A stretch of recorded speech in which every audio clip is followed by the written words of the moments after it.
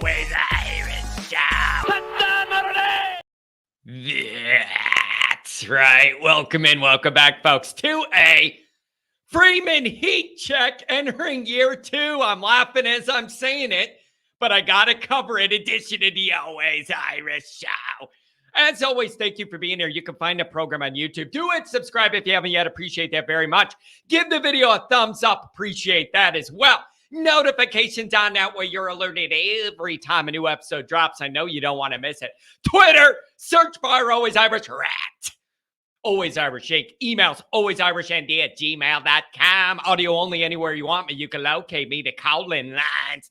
312-988-15. Call and tell Johnny all you've heard and seen. And in case you missed it, I may as well announce this now because it's the deal moving forward from now on. We're going live and opening up the phone lines 1 minute after Notre Dame, every Notre Dame game this year. Right when the game ends, I'm going to put a tweet out. Everybody's on Twitter anyways, talking about what's going on. We're going live 1 minute after. We're ripping those phone lines. Everybody let me know. Sad, glad, mad, whatever it is that we're all dealing with. We're going to live through it in the moment together. So know that. And even in the summer, I want you to know that's the plan. We're going live right after every game. I want to know what you guys think. Okay? Fighting Irish Wire every day. Type it in the Google machine and information comes out about Notre Dame. A lot of it written by yours truly. I know some of you are still stunned to believe that I could write. I know, I get it. I had the reputation of being the yelly guy in the basement. I can write a little bit too. Go check it out. Also, don't forget to get your tickets for Sam at Hartman's first public autograph signing in Notre Dame, Sunday, July 9th at Forever Young Sports Cards, Crown Point, Indiana. The event is going to be sponsored by yours truly. We're going to have a great day. Please join us. There's going to be a lot going on past the 4th of July, that excitement building. So go to foreveryoungsportscards.com for further details and ticketing informations. All right? Here's the deal. Let's get into the topic of the day. I don't feel right having this episode. I don't feel right writing an article that I wrote on Irish Wire. I don't know when it's going to go live about this topic. However, it is my job as a guy who does this every single day of the year to measure the pulse of Notre Dame fans and report on what they're talking about. And I got to say, I'm genuinely surprised the amount of Notre Dame people that have brought up to me or asked me or they think that there's already some level of heat on Marcus Freeman. And I think one of the issues I'm having is defining heat. Some people phrase that when they call in or put in the chat or whatever as hot seat. That's wild to me. But a heat check means one thing, like how are we feeling? A hot seat is something totally different than that. And other people will replace the word heat with like pressure. Those are all different things. A heat check of like the pressure is different than a hot seat. So I struggle with that definitionally. I think it was the last Saturday night live show we did, the After Dark. A guy called in and said hot seat. And we started talking about this. And then I started going off on the hot seat thing, saying, how could it be before year 2 or even after year 2? And then the guy said, well, I don't really mean hot seat. I mean more just like pressure from the fans. That's a totally different thing. In that instance, the words you're using to kind of get this out change the way I'm going to look at it and answer it. But if you're just saying pressure, that's a lot different than hot seat. Hot seat means if you don't perform right now, you're probably fired or so definitionally it matters. But I got to be honest, whatever we're going to go with here, I've heard way more people talk about a hot seat, a warm seat, some of this stuff more than I ever thought I would for a guy entering year 2 who's also still trying to dig out of BK roster holes. But here we are. We're Notre Dame fans. We're wound a little tight. So here's how we're going to get into this. We're going to call it a heat check. I'm not calling it a hot seat because that's not on the table. Let's call it a heat check, whatever that means to you. And when we're going to have this discussion, I feel like there's really 3 different groups to look at and break down in terms of their level of heat they're putting on or feel towards Marcus Freeman and where we're at right now. Let's go over those 3. Number 3 is going to make me mad. We'll get to them. Number 1, the media, especially nationally. I feel that most pundits said Marcus did a pretty decent job overall year 1. Given all the bad luck, everybody understood your starting quarterback went down very early in the year and you're in a bad spot. All that went with that bad luck, that it is the last thing any first-year head coach wants, is your starting quarterback goes down. It's literally the worst way a guy starting his head coaching career could start it, is what happened to my guy. And I feel bad for him, but those are the breaks. Those are the breaks. But overall, nationally, I don't remember seeing anybody being like, I see major red flags with what Marcus did. They won the bowl game against an SEC team that was hot coming into that game, right? And so nationally, I felt most people felt he did a pretty good job. Not an A-plus job. You don't lose to Marshall and Stanford, and then you're in that territory maybe. But I didn't see anybody saying, oh, there's these big red flags. The guy has no clue how to command. None of that. I didn't see any of that. So overall, I felt like the reporting nationally was pretty good job in some difficult circumstances year 1. Let's see what comes next. They were pretty understanding of the circumstances, I would say. Now, let's think about this.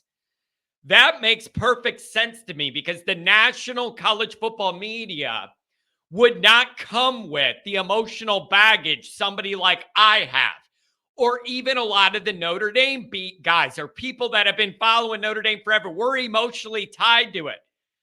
Nationally, these guys don't have a feeling for or against Notre Dame, most of them, so they have a pretty, a fair outlook on it. And they felt he did a pretty good job. The local media, mostly positive, but more critical than the national guys in some ways. And I'm including myself in that. That makes absolute perfect sense. People like me or in this space, we're around it more. Beat writers to follow, you're around it more often. You see more. Your only focus is Notre Dame every single day. Not what's the biggest story across the country in college football. It's Notre Dame, Notre Dame, Notre Dame. You focus on the small things because you're only focused on Notre Dame. You don't have 50 teams you're worrying about covering. You have more information. You hear more. You nitpick. You find little things. And so with the local media, I include myself in that, mostly positive, but finding some areas we want to see some improvement. And I think that's totally logical and makes sense.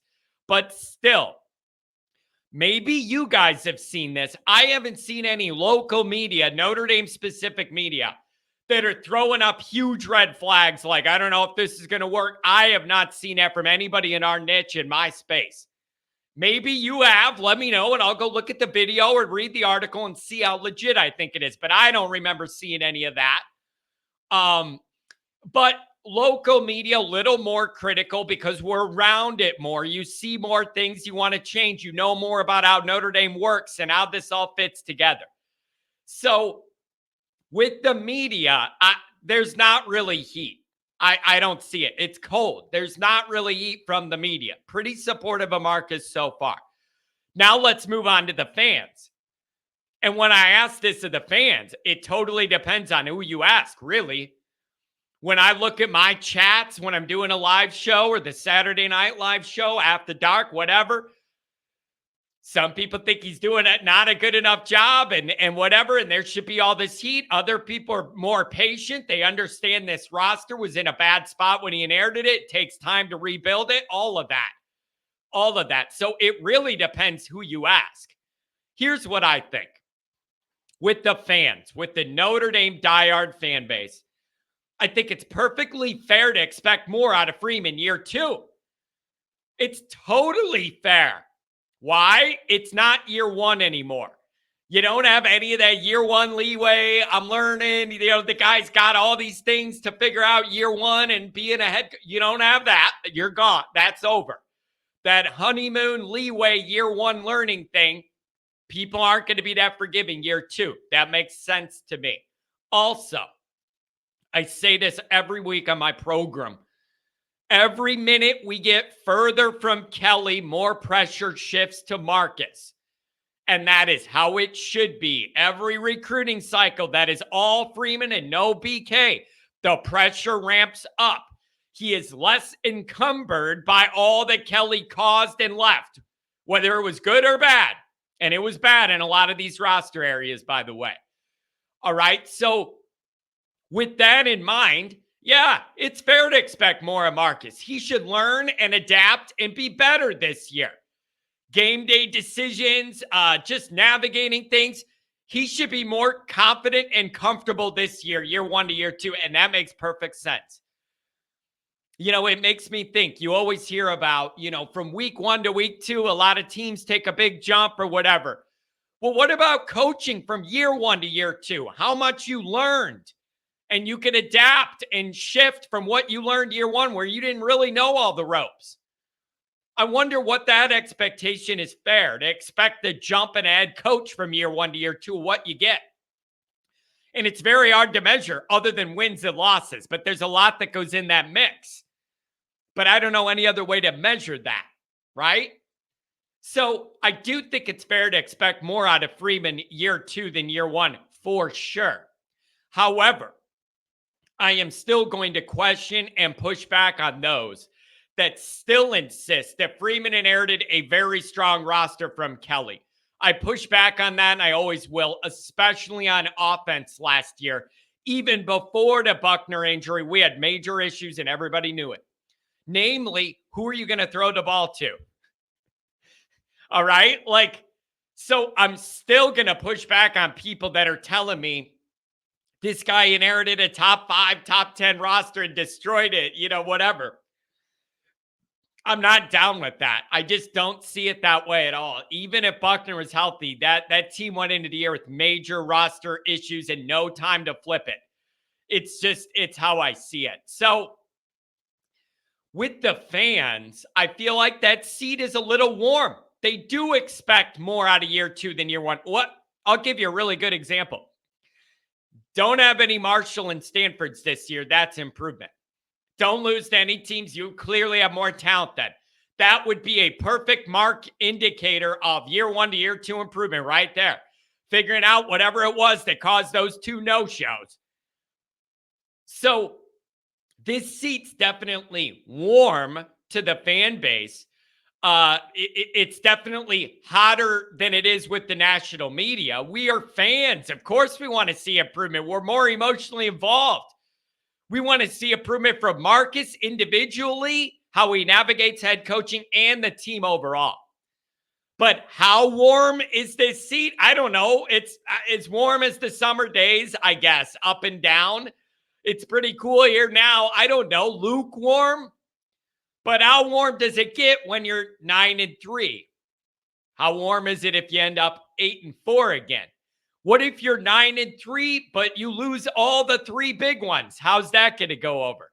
What if you're 9-3 and you win 2 big ones, but then you drop dumb ones to end up at 9-3? Is Sam Hartman upright and healthy all year, or is it last year all over again? All this stuff matters when you're going to be doing that week-to-week heat check with the fans, and that's essentially what I do every day.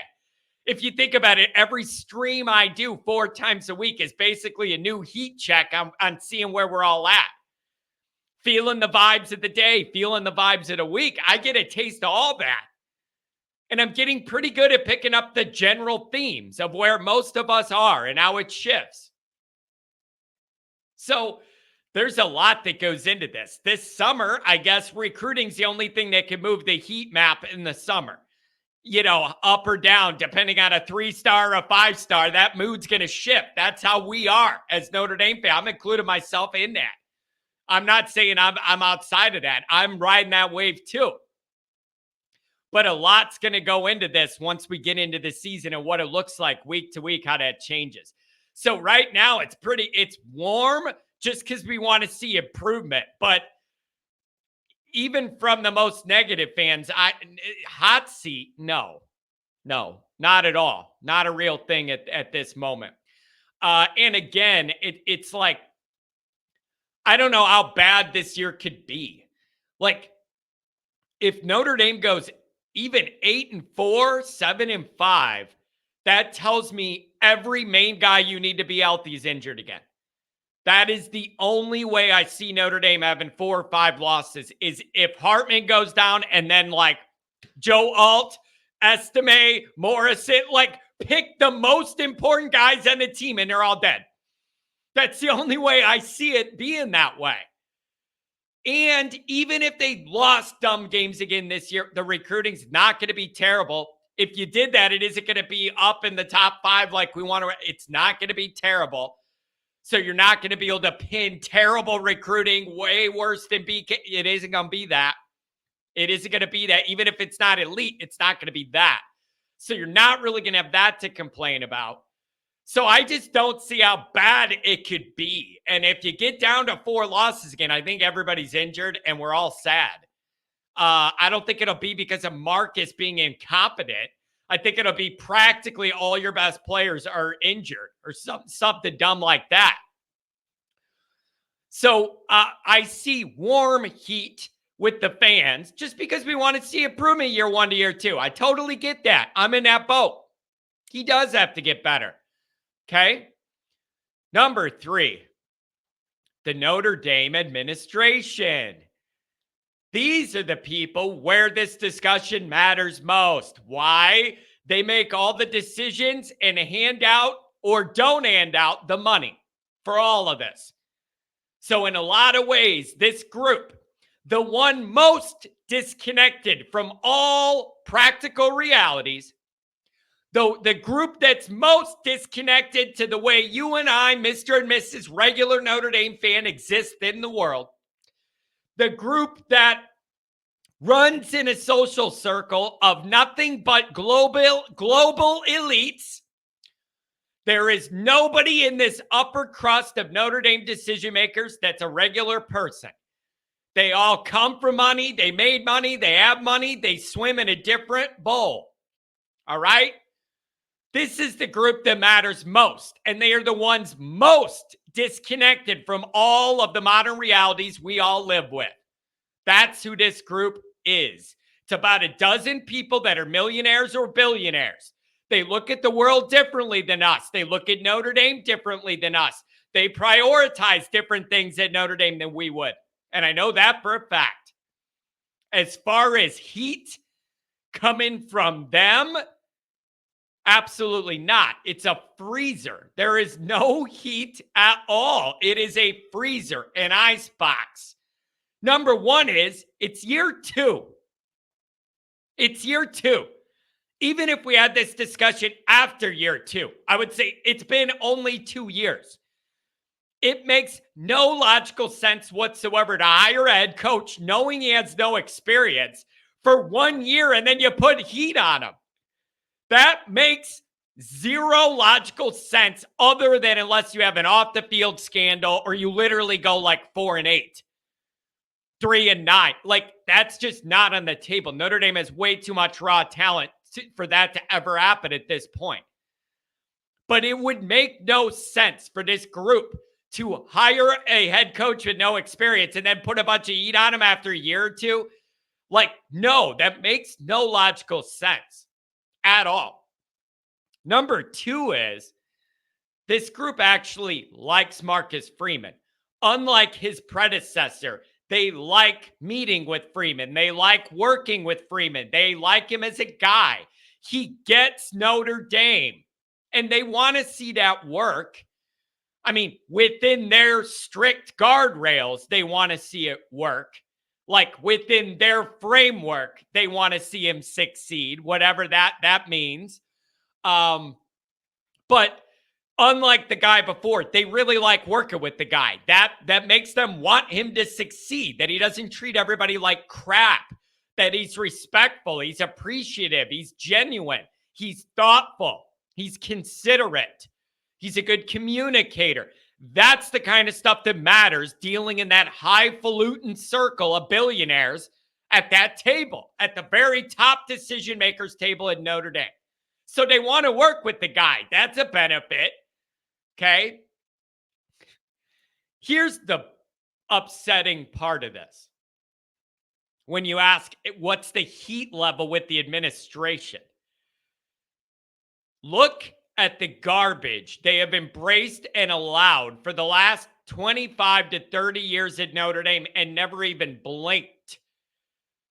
Why in the world now, out of nowhere, would the switch flip? And for this group, football superiority is now the number one priority. What impetus would there be that would make that all shift? That they openly embrace mediocrity for most of the last 25 years, but now overnight, between year one and year two of Marcus, suddenly we have championship standards and he's not reaching them. This group has a laundry list of priorities for Notre Dame, and you got to scroll down really far before you get to being elite at football as being on the damn list. And it pisses me off every day. It pisses me off every day. Even if there became a point where there should be heat on Freeman in a few years or any other Notre Dame head coach, whenever the point is there's reasons for actual heat, this group would be the last ones on board to even recognize there's a fire. This group would be the last ones to notice and get on board. They got a lot of priorities, a lot higher than Notre Dame being elite at football. 10-2, 12-0, I don't think they see much of a difference. I don't. Their actions show it. Their actions show it. They do not do the things these other football schools do to put the program in position to be elite and stay elite. Resources, building a new building, fight and scratch and clawing to get a training table and to get our guys to eat right. These are all battles that Notre Dame, the head coach, has to fight, that everywhere else it's just like, yeah, dude, whatever you want. Tell us. We'll write it up. Pay for it. You got it. Kelly's got air-conditioned helmets for his guys at LSU. I'm just giving you an example. Kelly literally got air-conditioned helmets for LSU that they're using in practices and games. Everyone has a self-contained AC unit to keep these guys cool. That ain't happening in Notre Dame. A new building, Freeman's fighting the same battles Kelly was. Oh, yeah, we'll look into it, but we don't have any donors that earmarked for that. So you got to wait. You don't have those issues other places. NIL, undergrad transfers, the grades, having more leeway. Are you serious? This group can't have it both ways. Not let our guy go do what everybody else is doing and then hold him to just the same standard. How are you going to do that? And if you do, that's how you run coaches out of here. But people asking me, is there any heat at the administration level, is almost funny, because even if there ever was a time it was literally warranted and there should be heat, they'd be the last ones to apply it or even recognize it. You guys, you're dealing with millionaires and billionaires sitting up there. It's this football thing is not the priority to them. It is to us. They love Marcus, and I think you go 9-3, 10-2, they'll be fine with that forever. They will. They'll be fine with that forever. That's how these people think. Look at how they act. Look at what gets done and not done in the football program compared to other places. They've told you repeatedly through their actions it's not a top priority. It isn't going to be now overnight. So I think that's probably bad that this is the least group that's pulse would move one way or the other, but that's where we're at. That's the power structure at Notre Dame. Totally disconnected from people like you and me. They do not prioritize what we do. They prioritize academics, research grants, how they look on the worldwide stage for humanitarian. They value a lot of stuff that's legitimately important, but you got to go way down the list to get to football. Generating donor money for building 80 buildings, everything other than a football one, all of that they value more than football. They've let you know with their actions. So there is zero heat from that group. And I don't know what it would take to get there to be heat, but they'd be the last ones on board with it. And that's not how it should be, but it's the reality here. It's the reality here. In most of these football factories, the head coach is the emperor. And if not, the head coach and the AD work together to get stuff done. And that's kind of where it ends. And the AD goes and gets the money and does what he decides. That's not how it is in Notre Dame. You have that layer that Jack has to go to. Even if Jack wants something done, he's got to pitch it to that group. And they value things differently than all of us. And it's very, very frustrating. They sit up there all fancy and rich and overlook the reason that this degree means what it does. And Notre Dame means what it does in the world. And all the opportunities, how much the degree is worth. None of that exists without football. And I feel daily like they take that for granted. And they were happy to use it to leverage it for what they want now. And now they're not giving it full attention. And that rubs me wrong every single day that I'm alive, that I feel like they do not support enough the main reason anybody cares about this school at all. Without football success on an elite scale, Notre Dame's nothing. It's a small private college near a lake in the middle of nowhere off a toll road in Indiana. It doesn't have any of the juice except for because of football. And I don't feel like they respect that enough with their decision making to keep that legacy going while building everything else. So that's where I'm at on my heat check. I want to know what you guys think. What did I get right? What did I get wrong? Let me know. We'll talk to you soon.